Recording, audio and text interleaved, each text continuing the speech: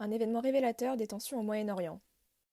L'événement tragique de l'attentat orchestré par le groupe terroriste palestinien Septembre Noir a profondément marqué l'histoire du Moyen-Orient, révélant les tensions existantes dans la région.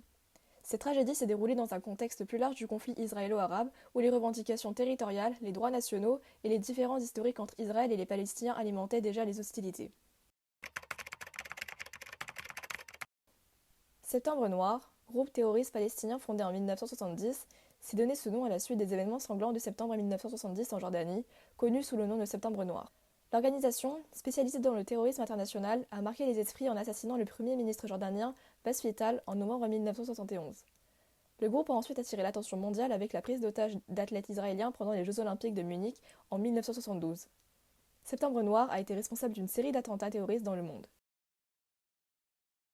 En 1973, sous la pression des États arabes, l'organisation a été dissoute. Cependant, en 2021, elle demeurait toujours sur la liste des organisations terroristes de l'Union européenne. Les années 1970 ont été marquées par l'utilisation fréquente du terrorisme par divers groupuscules, allant des extrémistes de gauche, Brigade Rouge en Italie, Bande Abadère en Allemagne, aux indépendantistes, IRA en Angleterre, ETA en Espagne. Les Palestiniens, y compris le Front populaire de libération de la Palestine, ont également adopté cette stratégie avec des détournements d'avions et des attentats.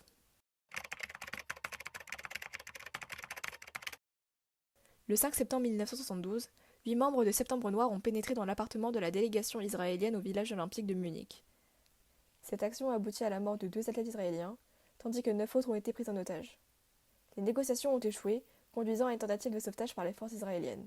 Malheureusement, cette opération n'est soldée par la mort de tous les otages israéliens, intensifiant les sentiments de colère et de vengeance en Israël. En réponse à l'échec des négociations, Septembre Noir a détourné un avion de la Lufthansa en octobre 1972, exigeant la libération de leurs camarades survivants. La vengeance d'Israël ne s'est pas fait attendre, avec des représailles aériennes contre des camps palestiniens au Liban et en Syrie, causant la mort de près de 200 personnes, dont de nombreux civils.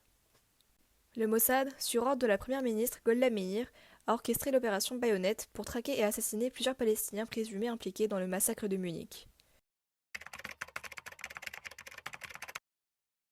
Le massacre de Munich a laissé des cicatrices profondes, cristallisant les tensions au Moyen-Orient. Les conséquences ont été multiples. Les tensions entre Israël et les groupes palestiniens ont été exacerbées, contribuant à une escalade de la violence. Les mesures de sécurité internationales, en particulier lors d'événements comme les Jeux Olympiques, ont été renforcées pour prévenir de futurs actes terroristes. Israël a intensifié sa lutte contre le terrorisme palestinien, tout en provoquant une réévaluation des positions politiques dans le conflit israélo-arabe à l'échelle mondiale.